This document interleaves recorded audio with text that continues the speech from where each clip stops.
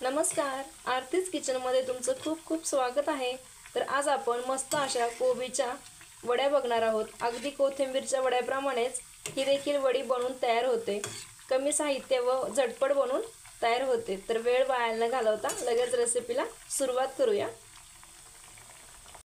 तर सुरुवातीला आपल्याला एक छोटंसं वाटण तयार करून घ्यायचं आहे। तर त्यासाठी मी इथे हिरव्या मिरच्या घेतलेल्या आहेत। मिरची तुम्ही तुमच्या आवडीप्रमाणे कमी किंवा जास्त करू शकता। त्यानंतर इथे लसूण घेतलेला आहे, आल्याचा तुकडा घेतलेला आहे छोटासा आणि अर्धा चमचा जिरं घेतलेला आहे।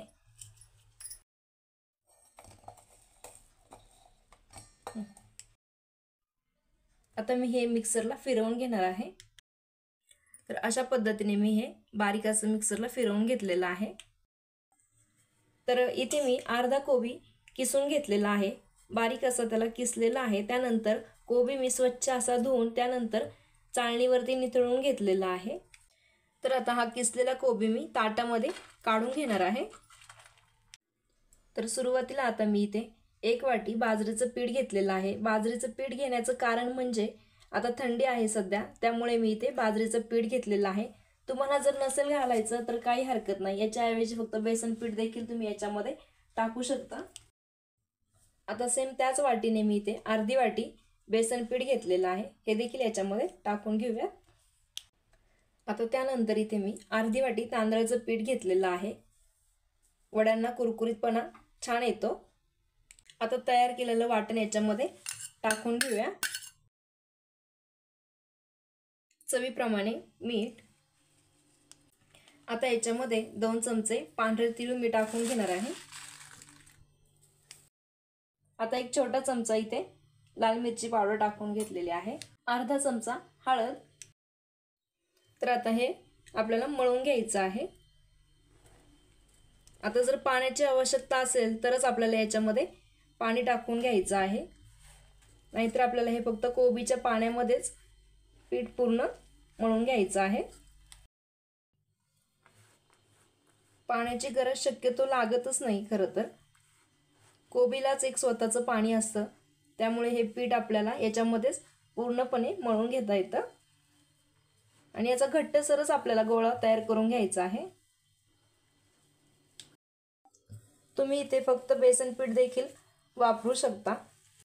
तर पीठ इथे माझं मळून तयार झालेलं आहे। आता वडी बनवायला घेऊयात, पण वडी बनवण्याआधी वड्या उकळण्यासाठी पाणी गरम करायला ठेवूयात। तर वड्या उकळण्यासाठी मी इथे एक ग्लास पाणी घेतलेलं आहे। आता ज्या भांड्यामध्ये आपल्याला वडी उकळण्यासाठी लावायची आहे त्याला तेल लावून घेऊयात।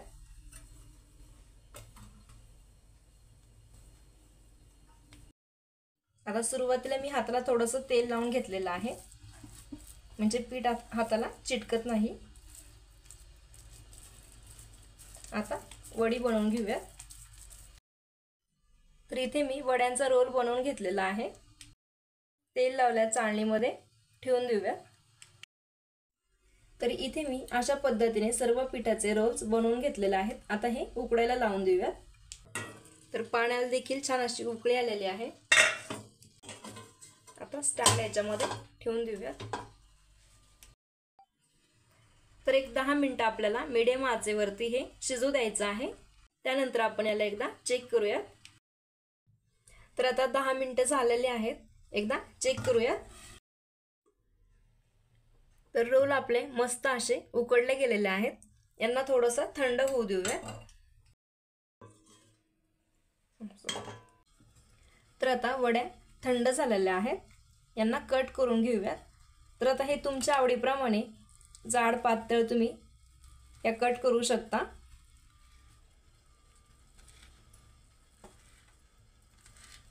मी इथे पातळ पातळच ठेवलेले आहेत।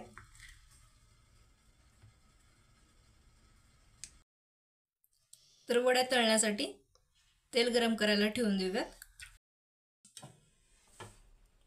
तर तेल इथे छान असं गरम झाले, याच्यामध्ये आता वड्या सोडून घेऊयात।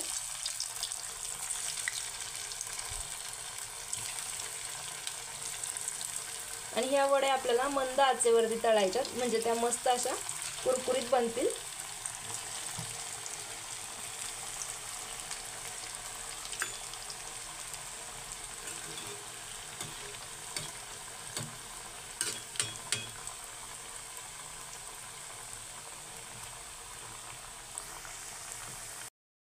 मस्त अशा आपल्या ह्या कोबीच्या कुरकुरीत वड्या बनवून तयार झालेल्या आहेत. प्लेटमध्ये काढून घेऊयात. तर मस्त अशा आपल्या इथे कुरकुरीत कोबीच्या वड्या बनवून तयार झालेल्या आहेत. अगदी कमी वेळेत आणि कमी साहित्यात ह्या वड्या बनतात. रेसिपी आवडली असेल तर व्हिडिओला लाईक, शेअर व सबस्क्राईब नक्की करा. पुन्हा एकदा भेटूया अशाच एका नवीन रेसिपी सोबत. तोपर्यंत धन्यवाद.